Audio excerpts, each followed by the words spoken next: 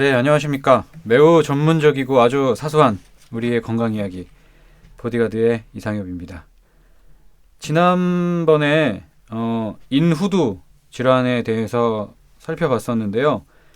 목감기라고 하면 그 범위가 너무 넓어서 대체 어디까지가 목감기인지, 또 인후염, 후두염, 편도염은 어떻게 구분할 수 있는지, 또 음성질환이죠. 성대 결절과 성대 폴립은 어떻게 구분할 수 있는지, 그리고 이 질환들에 대한 한의학의 치료의 관점은 어떤 것인지까지 살펴봤었습니다. 오늘은 특별히 인후두 질환 2탄으로 두 번째 시간으로 후두 유두종이라는 질환을 중심으로 이야기를 펼쳐가 보려고 합니다. 이게 HPV 감염에 의해서 발생하는, 목에 발생하는 질환인데, 네, 사실은 좀 생소합니다. 이렇게 낯설고 생소한 질환, 어려운 이야기에는 이 두 분이 꼭 필요합니다. 오늘의 보디가드, HPV의 선구자 이경혁 원장님, 한의학계의 브레인 유병구 원장님 나오셨습니다. 네, 안녕하세요. 네, 안녕하세요. 네, 어떻게 잘 지내셨나요? 목 건강, 지난번에 저희 목 건강에 대해서 얘기 나눴는데 그동안 네. 목 건강 관리는 어떻게 하셨는지. 그러게요. 날씨도 쌀쌀해지고 이제 미세먼지도 심해지고 그래서 네. 걱정을 많이 했는데요. 무사히 잘 지내고 있습니다. 그 한의사의 목 관리 비법이랄까요? 혹시 그런 것들이 있다면 노들담 비책 이렇게 해서 알려주시죠. 저는 일단 큰 소리를 내지 않습니다. 작게. 작게 이야기해서 아유, 목에 무리가 가지 않게. 저는 잔소리 많이 하고 다니는 큰일이네요. 잔소리를 많이 하지 않는 것도 목 건강에 도움이 된다. 혹시 또 챙겨 드시는 건 없으세요? 우리 청취자분들 참고하시라고. 저는 이제 약 잘 나온 게 있어서 그거 사삼청폐음이라고 그거 이제 먹고 있습니다. 좋은 약이죠. 네. 검색 한번 해봐야 되겠는데요. 저 처음 들어가지고. 저는 사실 이 먼지 신경을 많이 써요. 그래서 이제 그 한의원 내에 이제 일반적인 공기청정기 외에도 이제 청정 필터를 굉장히 많이 이제 설치해 놨기 때문에 미세먼지 많은 날에도 환자분들 안심하셔도 됩니다. 한의원에 오시라. 네. 목 건강 관리 방법은 없으세요? 공기청정기 말고? 첫 번째가 공기청정입니다. 공기청정기를 잘 설치해라. 네. 네. 저희도 계약 중입니다. 혹시 이 원장님 챙겨 드시는 게 있다면 저는 소개해 주시죠. 네, 저는 사실 이제 점점 이제 나이를 먹고 그러다 보니까 이제 목에 자꾸 이제 가래가 끼고 이제 목에 이물감을 많이 느껴요. 이제 저도 혹시나 이제 환자분들 계속 보다 보니까 혹시나 이상이 없나 살펴보고 그러지만 이제 아직 감염이나 이런 것들은 보이지는 않는데요. 이렇게 이제 목이 안 좋을 때 보통 우리가 도라지라고 하는 한약명으로는 이제 길경이라고 하죠. 이게 네. 이제 목에 좋다는 이제 이야기가 있잖아요. 워낙 유명하죠. 도라지. 네, 그렇죠. 근데 이 도라지 청을 한번 이제 직접 만들어서 먹어봤습니다. 근데 실제로 이 도라지 청을 요즘에는 이제 도라지를 이제 믹서에 갈은 다음에 이제 꿀이나 이런 거에 개어서 청을 만드는 경우가 많아요. 간편하게 인터넷 찾아보면 이제 그렇게 만든다라는 블로그 글들을 많이 봅니다. 근데 그것보다는 실제로 도라지를 이제 한 12시간 이상 고아서 도라지가 흐물흐물해질 정도로 만든 다음에 그 원액을 가지고서 이제 엿기름과 함께 이제 고를 만들게 되면 이게 그렇게 또 효과적이더라고요. 엿기름이 포인트인 건가요? 아니면 오래 구우는 거? 오래 고우는 게 포인트인 네. 것 같아요. 거기에 이제 엿기름과 이 찹쌀을 이용해서 이제 고의 형태를 만든다라는 건 아무래도 제 생각에는 이제 이 목 주변, 그러니까 후두, 이 성대 이 부분에 이제 후두 주변의 어떤 그 점착력 이런 것들을 좀 높이는 효과도 있지 않을까 하는 이제 기대를 해봐요. 생각을 해봐요. 그래서 그렇게 해서 좀 더 이제 효과적으로 잘 이렇게 작용하게 되는 그런 걸 경험을 많이 했어요. 실제로 가래가 많이 없어지셨나요? 많이 줄더라고요, 실제로. 음. 네. 그러니까 이제 굉장히 이제 그 이물감을 한 새벽 한 6시쯤 되면은 답답함을 느껴서 이제 깨서 정말 이제 그걸 뱉어내기 위한 노력, 그러니까 이게 또 끈적끈적하다 보니까 잘 안 나옵니다. 기침을 해도. 그러면 이제 거의 힘을 줘서 이제 뱉어내야 되는 그 노인분들의 그런 그 고충을 이제 이해가 좀 되더라고요. 그런데 그런 증상이 정말로 많이 없어지는 걸 느꼈어요. 네, 그래서 하여튼 잘 좀 이렇게 만들어 드시거나 하면 좋을 것 같습니다. 굉장히 솔깃한 이야기인데요. 원장님이 또 그러시다니까. 그거 네. 한번 다시 한 번만 정리해 주세요. 도라지 어떻게 해서? 도라지를 푹 삶습니다. 거의 이제 형태가 보이지 않을 정도로요. 그 다음에 그거를 이제 체에 걸러요. 그러면 이제 원액만 밑으로 빠지겠죠.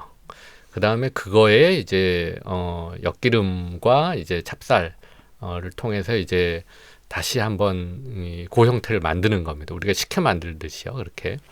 그렇게 만든 거를 가지고서 이제 하루에 뭐 한두 숟갈씩 이제 떠먹는 거죠. 자기 전에 먹으면 될까요? 일단 저는 자기 전에 먹었습니다. 네, 저희 보디가드 그 얘기 중에 저희 보이는 라디오로 나가는 게 이제 보약이라고 네. 중요한 이야기만 뽑아서 네. 네, 하는 게 있는데 거기에 딱 적합한 이야기인 것 같아서 그러게요. 다음에는 한번 직접 만드는 걸 한번 뭐 저기 촬영을 해서 네, 알겠습니다. 도라지와 엿기름 준비해서 제가 일단 12시간 정도 찍어야 12시간이면 몇 시에 출근을 해야 되나요? 네. 그 부분까지요. 네, 도라지와 엿기름, 네, 그 형태로 이제 만들어서 드셨다고 하는데 한의사분들의 건강, 목 건강 관리 이야기 들어봤고요. 본격적으로 오늘의 주제 살펴보도록 하겠습니다.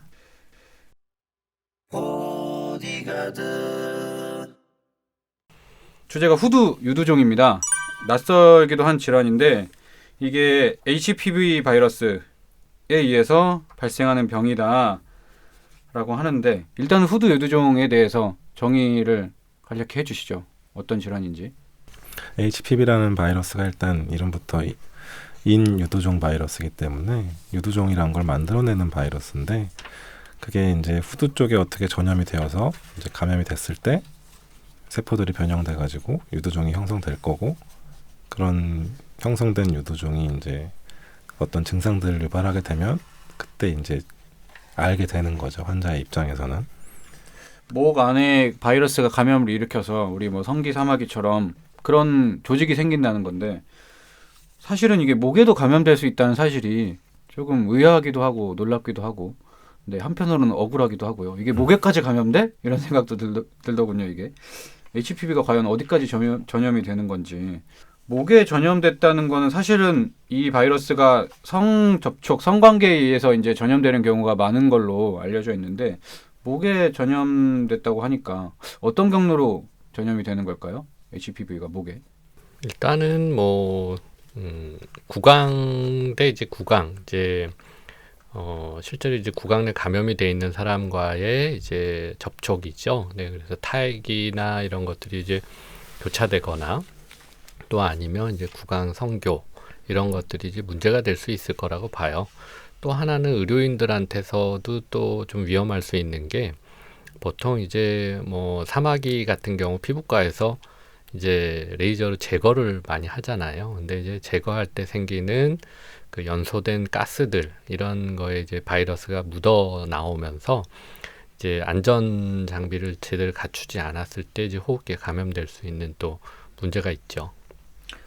HPV가 목에도 분명히 감염이 될 수 있다. 네. 네, 이 사실은 분명한 것 같은데 이 기사 보셨는지 모르겠습니다. 이 키스 후에 제목을 그대로 읽어드리자면 달달한 프렌치 키스 후에 HPV가 옮아서 입속에 전염될 수도 있다. 이게 뭐 암이 될 수도 있다. 이런 얘기가 있는데 정말로 그러면 환자분들이나 뭐 일반인분들 이 우리의 일상을 어디까지 과연 주의해야 하나 이런 생각들도 드실 것 같아요. 이게 스킨십이나 뭐 성접촉을 주의하세요 이런 것까지는 그래 우리가 뭐 성기 주변에 병변이 생기면 안 되니까 주의하자 할 수 있는데 스킨십이나 뭐 입맞춤, 키스까지 주의해야 하는 건지 원장님 말씀대로 성기 접촉이 아니어도 구강 대 구강으로 이루어진다면 예, 살아갈 수 있을까요?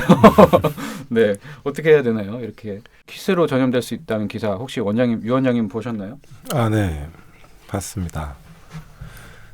틀린 얘기는 당연히 아니고요. 그게 HPV라는 자체가 이제 처음에 집중되었던 부분이 이제 성기 항문 쪽, 자궁 경부 쪽 이런 쪽이다 보니까 성접촉을 먼저 포커스를 맞춰졌을 뿐이지 접촉을 통하면 사실은 어디든지 감염이 될 수 있고 실제로 사마귀 질환 같은 경우는 뭐 몸 어디든지 생길 수 있잖아요. 얼굴, 뭐 손, 발, 몸통 다 생길 수 있는 부분이라서 그게 이제 내 몸에 이제 구강이라던가 아까 이제 인후두 쪽이라던가 그쪽으로 이제 감염이 돼버리면 거기도 생길 수는 있는 거죠, 사실은. 그래서 요즘은 이 상대방 뭐 요즘 자궁경부암 검사 많이들 하시니까 거기서 HPV 바이러스가 발견된 경우에 본인도 구강 HPV 검사까지 받는 경우들도 늘어나고 있다. 그런 사례들이 많아지고 있다. 이런 얘기들이 있는데 실제 HPV 치료기관에 계시니까 그 양상이 어떤가요? 구강 검사를 받는 분들이 늘어났나요? 바이러스 검사를? 많이 늘어났습니다. 실제로 이 HPV 자체가 이제 백신 사업이 이제 그 국가 접종 사업으로 이제 됐잖아요. 그러면서 이제 관심도도 높아지고 의료기관에서의 이제 검진율도 높아지다 보니까 실제로 많아지고 있는 추세예요. 구강에도 HPV가 입속에도 감염될 수 있다. 특히나 이게 아주 직접적으로 성기에 접촉되는 사례 말고도 전염될 확률이 있다. 좀 억울한 측면도 있긴 한 것 같은데, 자, 우선은 저희가 감염이 됐을 때 찾아오는 증상부터 살펴봐야 될 것 같아요. 환자분들이 좀 알아차리기 쉽게 어떤 증상을 동반하나요? 이 후두 유두종이 만약에 발병했다면 사실 초기부터 쉽게 알아차리기는 좀 어려운 것 같아요. 후두에 어떤 유두종이라는 게 생겨서 증상을 유발할 때 제일 먼저 이제 인식하는 게 목소리가 좀 잠긴다, 목이 쉰 것 같다 이런 느낌이라서 환자분들이 대부분 그냥 목감기인가 보다 하고 병원에 다닙니다. 그냥 이제 이비인후과라든가 내과라든가 다니면서 감기약을 먹었는데도 좋아지지가 않아서 그때 가서야 이제 한 달, 두 달이 지났는데도 계속 똑같은 증상 때문에 그때 가서야 이제 큰 병원에 가서 검사를 해보니까 목에 뭐가 있다, 유두종인 것 같다. 그런 식으로 알게 되는 경우들이 상당히 많으신 것 같아요. 환자분들을 보면. 그래서 목소리가 잠긴다는 거 외에는 초기 증상이 사실은 특별한 게 없거든요. 특이하게 알아차릴 수 있는 증상은 없다. 우리가 뭐 열이 난다거나 뭐 목이 통증이 심하다거나 이러면 이제 목감기로 약국을 가거나 병원을 가기도 하는데 특히 후두유두종은 증상이 초기에는 특히 명확하지가 않아서 그 발병한 후에야 또 발견하는 경우가 많다 말씀해 주셨는데 그 심평원 자료 살펴보니까 일단은 후두유두종이라고 하면은 세부 질환으로 이게 검색이 되지가 않고요. 그만큼 아직 좀 이게 질환 구분이 명확치가 않은 것 같고 그런데 2010년부터 2018년까지 통계를 보면 달리 분류되지 않은 성대 및 후두의 질환이라고 이제 검색을 했을 때 2010년에는 38만 건 정도 됐었는데 2018년 작년에는 51만 건으로 늘었고 또 한 가지 섹션은 이입하고 인두의 양성 신생물로 검색했을 때도 2010년에 비해서 한 10,000건 이상이 환자 수가 늘었고 뭐 만성 후두염 및 후두기관염 그러니까 후두유두종과 관련 있는 것들을 다 찾아본 겁니다.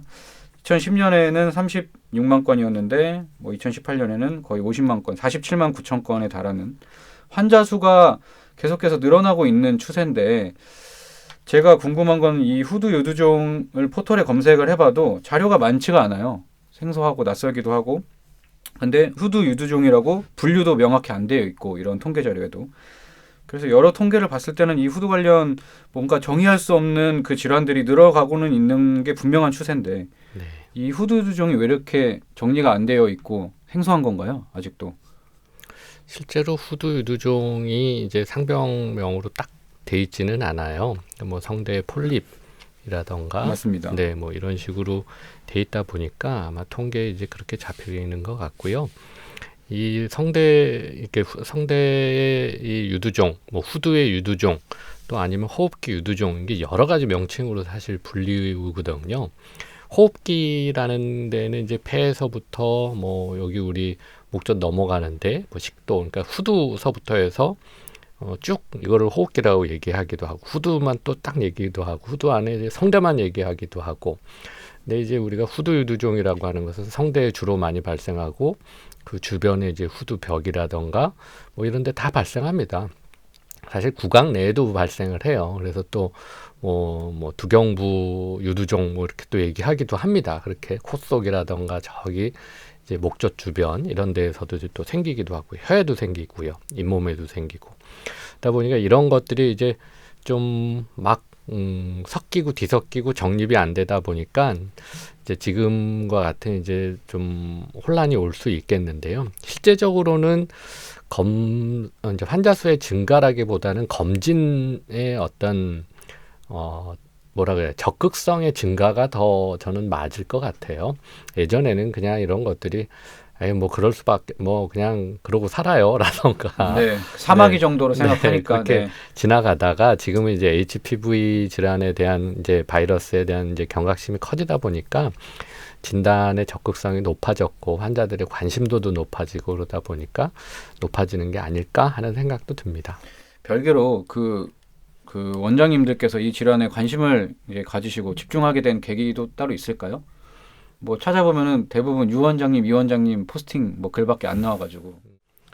일단 HPV라는 바이러스에 대해서 이제 저희가 관심을 갖는 분야다 보니까 그 바이러스가 일으킬 수 있는 질환들을 찾아보게 된 게 첫 번째 계기고요. 당연히 처음에는 이제 곤지름이나 이제 그런 쪽부터 사마귀 쪽부터 진료를 보긴 했지만 점차 관련된 질환들이 많이 찾아지면서 연구가 되면서 이런 쪽도 치료가 잘 되더라라는 이제 노하우들이 쌓이면서 점차 확장해 나가고 있는 겁니다. 그 환자의 적극성과 이 사회의 그 분위기라고 할까요? 질환을 향한 그런 것들에 굉장히 두 분이 또 민감하신 게 아닐까. 네, 그런 것들을 잘 캐치하시는 게 아닐까.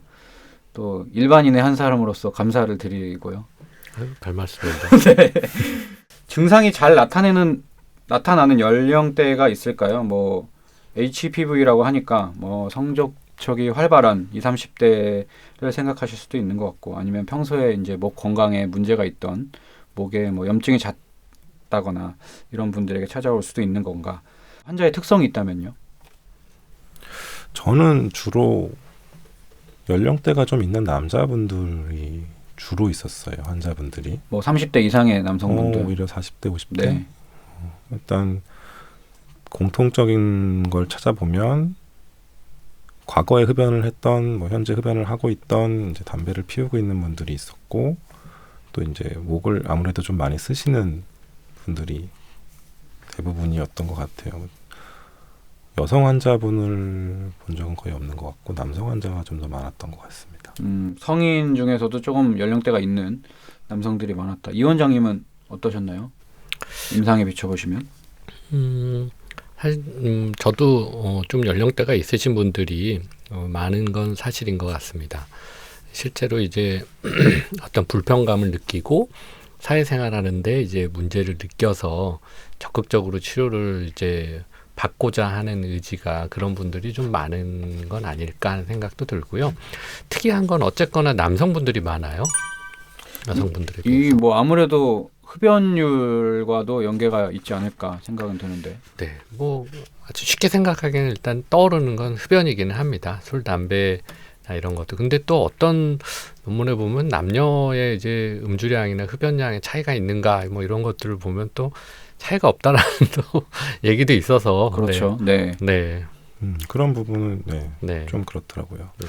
다른 부분을 네. 찾아보니까 이제 성대 쪽 발성기관의 노화라는 측면에서 봤을 때는 여성에 비해 남성이 훨씬 더 빨리 진행되는 경향이 있고 성대 자체도 뭐 금방 두꺼워지고 그 주변의 근육 위축이나 이런 것들이 더 빨리 오면서 목소리의 변형도 더 빨리 진행된다라는 얘기가 있더라고요. 그런 거 봤을 때 남성이 좀 더 많지 않을까 하는 생각도 들고요. 아직 이게 뭐 공식화된 통계나 질환명으로 구분되어진 자료들이 좀 없는 편이기 때문에 실제로 두 분이 임상에서 경험하신 이 이야기들이 그대로 우리가 잘 받아들여도 되지 않을까. 남성 환자들이 많다. HPV라는 바이러스가 구강, 뭐 인후두에도 감염이 될 수 있고 그것을 우리는 후두 유두종이라고 말한다. 이 후두 유두종이 왜 조금 더 민감하냐면 결국에는 이 바이러스, 원인 바이러스 때문에 그런 건데 이게 경부암의 원인 바이러스로 잘 알려져 있고 그러다 보니까 이 바이러스가 당장 유두종이나 후두 사막이라고 할 때는 아주 심각하게 느껴지지는 않아도 결국에는 이 조직이 암으로 악화될 가능성도 가지고 있다. 네, 이런 이야기들도 있더라고요. 사실인가요? 아무래도 가능성이 있죠. HPV라는 게 고위험군 바이러스들은 자궁경부암을 일으키는 걸로 알려져 있잖아요. 그게 이제 암세포를 유발시킬 수 있다라는 의미인데, 그게 부위가 이제 후두 쪽, 목 쪽이지만 거기서도 어떤 변형이 지속될 경우에는 당연히 암세포로 발전할 수도 있는 거고요. 그래서 뭐 두경부암, 구인두암 이런 말들도 있던데 이 후두 유두종이 그렇게 이어질 수도 있는 거라는 말씀이신 거죠? 네, 실제로 보면 저 첫 시간에 이제 성대 결절 이야기 했었잖아요. 폴립하고 뭐 결절 차이가 뭐냐 했는데, 결절은 약간 이제 굳은 살이다 말씀드렸는데요. 그 굳은 살을 제거하면서 실제로 이제 바이러스에 감염돼 있던 환자분들이 유두종이 심해지면서 두경부암, 그러니까 이제 성대 후두 쪽에 암 조직으로 이제 갑자기 발전하는 그런 보고들이 있어요.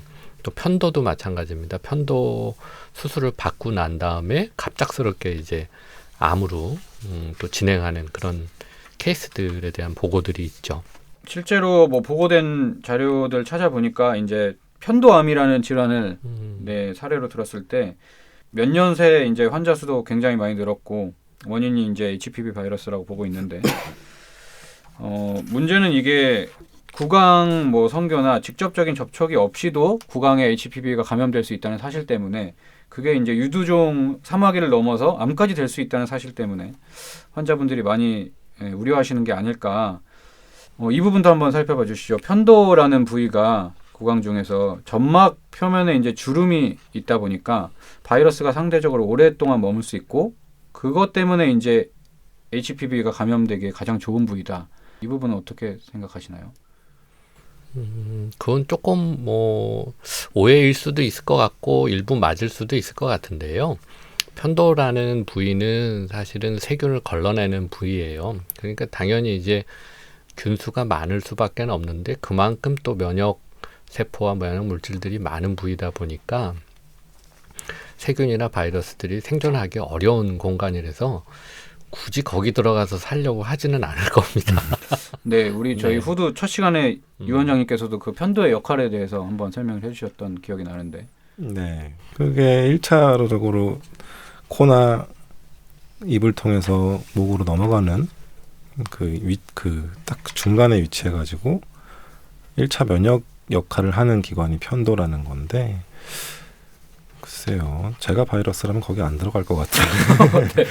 그러니까 이럴 수는 있을 것 같아요. 그러니까 이제 우리가 목이 자꾸 붓고 뭐 아이들 네. 같은 경우 편도가 커서 뭐 이런 말을 많이 듣잖아요. 그래서 한 이제 초등학교 고학년쯤 되면 이제 편도 수술을 받거나 네.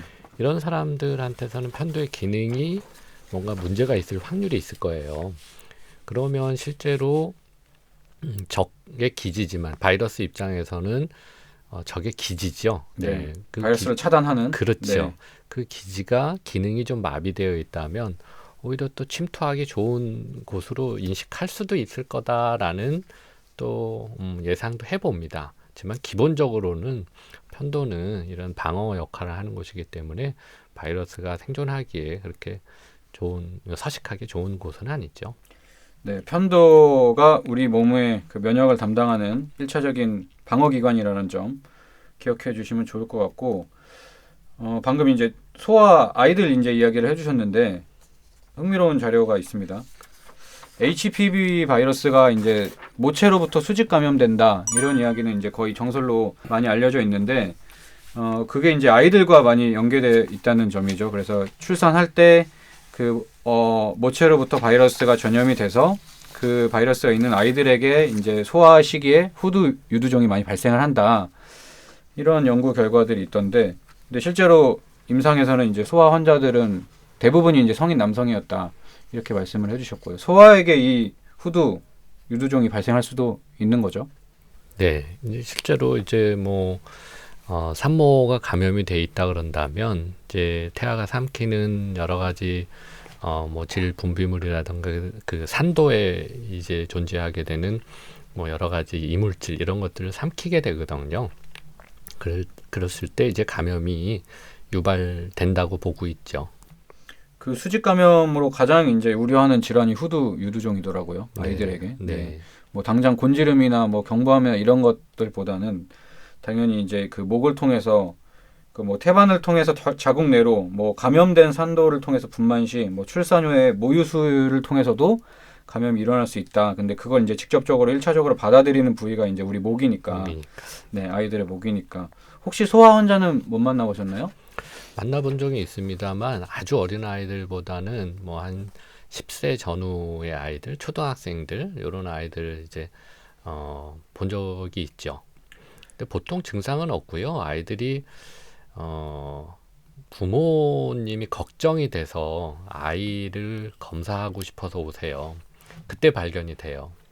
네, 뭔가 이상이 있거나 그런 건 아니고요.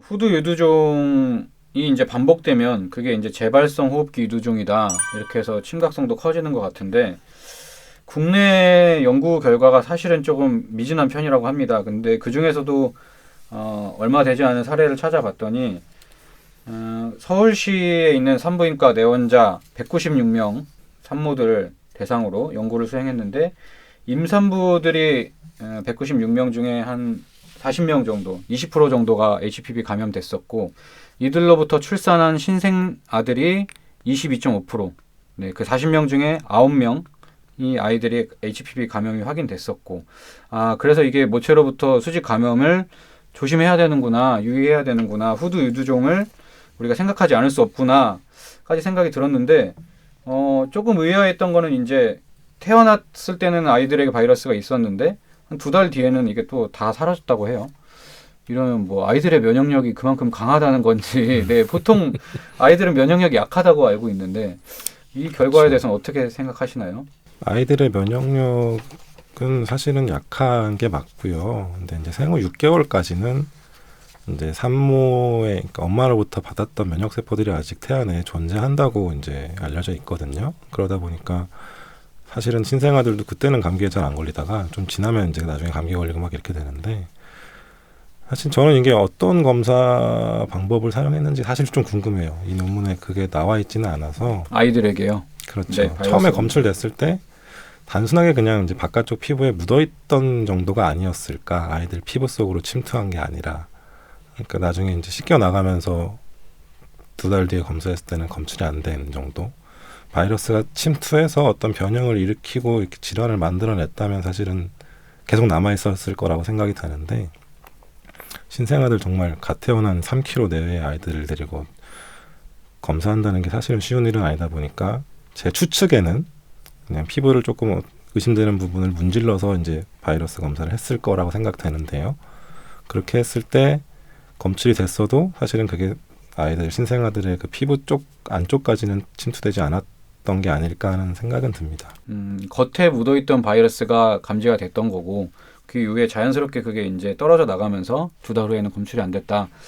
이 원장님 이런 의견 주셨는데 우리 이 원장님께서는 어떻게 보시나요? 저도 그렇게 생각을 해요. 이제 뭐 이제 점액 이제 태어나게 되면 아이들이 이제 엄마의 양수에 젖어 있고 질을 통과하면서 여러 가지 이물질이 묻겠죠. 그럼 그런 것들이 묻어져 있는 코 속이나 뭐 입 주변 아니면 구강 이런 데를 이제 훑고 거기에서 이제 발견된 바이러스들과 또 얼마 지나고 나서 다시 한번 검사했을 때 어떻게 나오는가 이런 것들에 대해서 이제 비교했을 거라고 보여지고요. 실제로 이제 구강과 목, 그 다음에 식도 이런 부분들은 일종의 관이기 때문에 사실 여기도 속은 아닙니다. 우리 피부하고 같아요. 그러니까 보호막 작용을 갖고 있기 때문에 거기에 이물질이 침투해 들어간다라는, 바이러스가 침투해 들어간다라는 건 또 다른 문제예요. 묻어 있는 것과 침투해 들어가는 건. 그러니까 이제 그렇게 구분해서 좀 생각해 보면 될 것 같다 싶네요.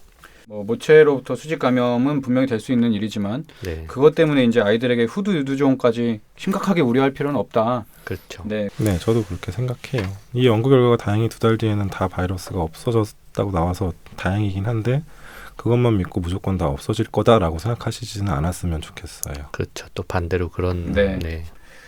결과적으로는 그럼 모체의 그 HPV 감염 자체를 주의하는 게 좋겠네요. 출산 전에 특히. 그게 제일 좋죠. 그렇죠. 또 그 중에서 또 조금 자료들을 보다 보면 11번하고 6번 같은 경우에는 또 지속적으로 감염이 됐다라고 네. 또 보고가 돼 있거든요. 그렇기 때문에 뭐 또 반대로 너무 걱정하실 건 아니지만 또 반대로 또 너무 또 방치하는 것도 하여튼 주의하시는 게 좋겠어요. 네, 조금 더 이제 대표성 있고 신뢰성 있는 자료가 좀 확보되는 게 좋겠다. 이런 바람들도 전해볼 수 있을 것 같고요. 생식기 주변에서 얼굴로 목 안쪽까지 바이러스가 침투하는데 구역을 가리지 않습니다. HPV가.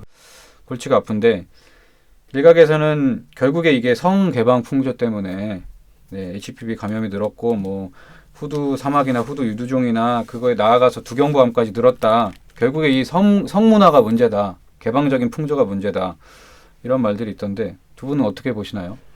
이제 미국에서 한 2011년부터 해서 한 4년 가까이 이제 남녀 HPV 감염을 조사를 했어요. 근데 이제 거기에서 보면 남자의 한 11.5%, 여성의 3.2% 정도가 감염이 되었다고 그럽니다. 이걸 이제 한국 이제 20대에서 40대까지 인원으로 추산해 보면 약 20대에서 40대 인구만으로 봤을 때 한 130만 정도의 남성, 그 다음에 34만 명 정도의 여성이 HPV에 감염이 된다는 얘기예요. 감염률이 굉장히 뭐 이렇게 130만 명, 그러니까 이제 굉장히 좀 커 보이죠. 네. 뭐 크고 작고의 문제가 아니고 실제로 남녀의 어떤 성적인 그런 어떤 관계 이런 것들이 과거에 비해서 현대가 더 좀 활발해지고 문란해졌는가 여기에 대해서는 사실 좀 이 물음표를 좀 던져봐야 돼요. 이 성이라는 것은 동서고금을 막론하고 뭐 인간의 본능적인 부분이기 때문에 뭐 드러나고 안 드러나고의 좀 차이지 않을까라는 생각이 들고 또 한편으로는 이 유튜브나 뭐 인터넷의 발달로 인해서 이런 질환의 정보들이 공유되다 보니까 더 조심하는 면도 또 있을 수 있거든요. 그래서 여러 가지 각도에서 좀 봐야 되지 않을까 하는 생각이 듭니다. 네. 네. 저도 그런 생각인데 개인적으로는 이런 기사 의견들을 보면서 그럼 뭐 고려시대 때는 괜찮았나? 네. 그때도 뭐 후두 유두종이라는 이름만 없었지 비슷하게 뭐 그런 풍조들이 있었지 않았을까? 제가 알기로는 고려시대 때 더 문란했을 거예요. 네. 고려시대 전문가 유 원장님께서 말씀해 주셨는데 우리 유 원장님께서 어떻게 생각하시나요? 이 후두 유두종이 암으로 연계되다 보니까 이게 아무래도 더 이런 조심성이나 심각성이나 좀 더 예민하게 반응하게 되는 것 같아요. 그래서 이제 우리의 문화를 돌아보게 되는 것 같고. 뭐 이렇게 성문화가 더 개방적이 되었다. 그것 때문에 뭐 HPV가 더 많아졌다라는 거는 사실은 저는 아니라고 생각은 해요. 그냥 그거는 그거대로고 감염이 자꾸 확인됐다라는 거는 그걸 확인해보는 사람들이 많아졌다는 의미인 거고 아까 이제 이 원장님 말씀하신 것처럼 여러 가지 얻을 수 있는 정보들이 너무 많잖아요. 이게 혹시 내가 이렇게 해당되는 건가라는 생각이 들다 보니까 한 번 더 검사하게 되고 그런 것들이 누적되다 보니까 이제 더 감염 확인이 많아진 것일 뿐이지 문화 자체가 뭐 감염을 늘렸다라는 건 오히려 반대라고 봅니다. 그래서 개인적인 바람은 우리의 뭐 문화도 점검해봐야 되고 우리의 생활도 점검해봐야 되겠지만 이 질환에 대해서 좀 더 알려졌으면 좋겠어요.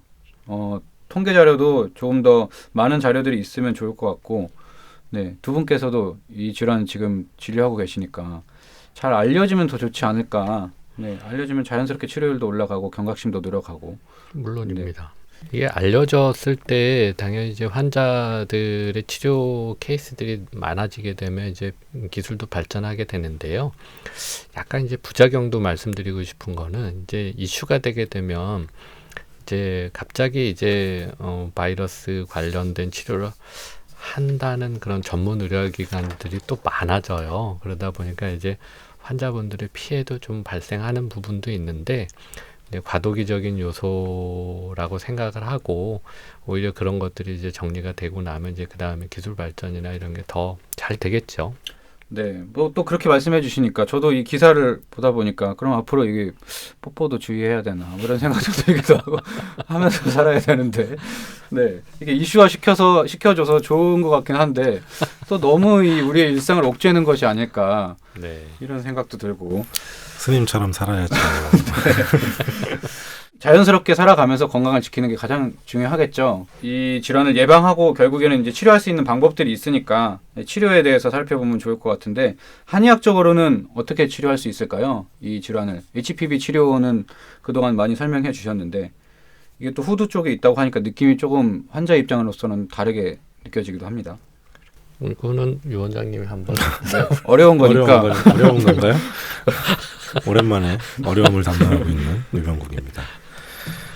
한의학적인 치료 방법 사실 원리는 동일하죠. 예, 중요한 건 내 몸에 바이러스를 이길 힘이 있느냐, 쉽게 말하면 항체가 있느냐, 뭐 이런 게 중요한 거고, 그런 것들을 도와주는 치료가 이제 저희가 하는 치료 방법들인데, 면역 치료라고 부르는, 이제 증상의 위치가 목 쪽, 후두 쪽이다 보니까, 두경부 쪽이다 보니까 이제 그쪽으로 작용되는 약제들, 아까 이제 길경 같은 거, 도라지 같은 거 얘기도 나오긴 했는데, 길경을 비롯해서 다른 약제들을 더 이제 조합을 잘 해가지고 약 처방을 구성하게 됩니다. 치료해서 증상이 호전되고, 근데 또 환자분들 보면 항상 수술 많이 하고 오시거든요. 후두에도 좀. 아, 보통은 그러면 그렇게 제거 시술을 하고 한의원에 오시는 분들이 많은 거군요. 네, 지금 기억나는 환자분이 1년 사이에 5번인가를 하시고 오셔서, 난 수술을 1년에 한 번만 했으면 좋겠다. 아예 안 했으면 좋겠다도 아니고 1년에 한 번만 했으면 좋겠다. 왜냐하면 수술하면 그 사후에 이제 손상을 예방하기 위해서 이제 침묵 네. 치료라고 해서 뭐 말을 최대한 줄이는, 어쩔 수 없이 줄어지는 것도 있지만 그걸 거의 한 달간 거의 말을 잘 못하고 살기 때문에 1년에 5번 했다면 최소한 5개월이잖아요. 그 1년의 절반을 거의 이런 목소리로 이렇게 말씀을 못 사시니까 하시고. 네. 굉장히 힘들어 하시더라고요. 그런 분들을 이제 떠올려 보면 제거하는 게 필요한 건 당연히 맞지만, 어떻게 보면 너무 생활이 더 불편해지니까 그걸 없이 치료할 수 있는 더 좋은 방법들을 좀 찾아봐야겠다라는 생각도 들고요. 네, 한의학적인 원리가 워낙 설명이 어렵다 보고 용어가 생소하다 보니까 이제 자세히 좀 뭐 말씀드리기는 어렵지만, 한의학적인 치료는 이런 만성적인 질환에 굉장히 도움은 돼요. 네, 그러니까 이제 원인을 제거하는 항생제나 뭐 항바이러스제 뭐 이런 어떤 약들은 당장의 어떤 즉각적인 어떤 효과를 나타낼 수도 있겠지만 재발이라던가 또 부작용들의 위험성이 크죠. 그래서 실제로 우리 몸의 그런 면역력을 높이고 이제 유두종이 발생한 성대나 성대 주변 이런 조직들의 재생과 복원 이런 것들을 유도할 수 있는 그런 약제들을 가지고서 이제 처방을 했을 때 점진적으로 좋아지는 것들을 많이 보게 됩니다. 그래서 서두르지만 않으신다면 좀 조심스럽게 계속 꾸준하게 한의학적 치료를 하시는 것이 도움이 될 거예요. 평소에 본인의 생활을 잘 유지하면서 치료할 수 있는 게 네, 한의학적 치료의 가장 큰 장점이 아닐까 생각이 들고, 네. 개인적으로는 이 목 안에 있는 것을 제거한다는 게 사실은 부담감도 참 크실 것 같아요. 환자분들 입장에서는. 뭐 물론 일부의 사례고 안타까운 일이었지만, 이게 뭐 소아 후두 유두종을 이제 지속적으로 반복해서 제거 치료를 하다가 그게 이제 의료사고로 이어진 적도 있더라고요. 살펴보니까. 네. 그 관의 그 미리수라고 해야 되나요? 좀 좁은 거를 삽입을 했어야 되는데 그 넓은 거를 하다가 그게 뭐 기도 폐쇄로 이어진 적도 있다. 이런 뭐 의료 분쟁이나 의료 사고 관련 사례들도 있던데, 뭐 그런 극단적인 사례를 꼭 참고하지 않더라도 우리 몸을 좀 지키면서 치료할 수 있는 방법이 무엇인가 고민해 보시면 좋을 것 같고, 한 가지 궁금한 거는 뭐 곤지름이나 사마귀 HPV 면역 치료를 하면 그게 자연스럽게 조직이 몸에서 탈락된다고 하잖아요. 후두 유두종도 그런 건가요? 자연스럽게 그 점막 조직이 가라앉는다고 보면 될까요? 실제로 소멸되는 것이 관찰됩니다. 네. 그리고 물론 이제 결절과 이제 유두종을 좀 구분해 줘야 되겠는데요. 이제 유두종에 의해서 변형이 많이 됐던 부분들의 유두종이 탈락하거나 소멸되고 난 다음에 미세하게 결절이 남는 것도 관찰되는 듯 하긴 해요. 그런 경우에는 이제 바이러스가 완전히 사라졌다라는 것들 확인 후 결절이 계속해서 이제 발성을 방해하거나 한다면 그때 이제 미세하게 그런 부분들만 좀 제거하면 도움이 될 것 같아요. 네, 건강한 친구들 보디가드 오늘 HPV 감염 질환 후두 유두종에 대해서 살펴봤습니다. 저희가 앞으로도 이 인후두 두경부 질환과 HPV를 연계해서 지속적으로 살펴보고 또 연구하는 시간 마련하도록 할 테니까요. 기대해 주시고 또 다소 생소한 질환들이기 때문에 질환 관련 문의들 또 궁금하신 점 있으시면 언제라도 댓글 남겨주시면 좋을 것 같습니다.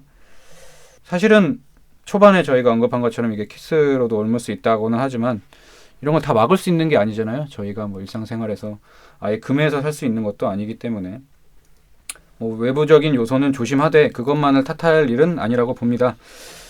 예, 후두 유두종 조금 긴 시간 살펴봤는데 우리 두 분 마지막으로 환자분들께 당부의 말씀 한 말씩 전해주시고 오늘 시간 마치도록 하겠습니다. 겨울철 목감기 일단은 주의하셔야 됩니다.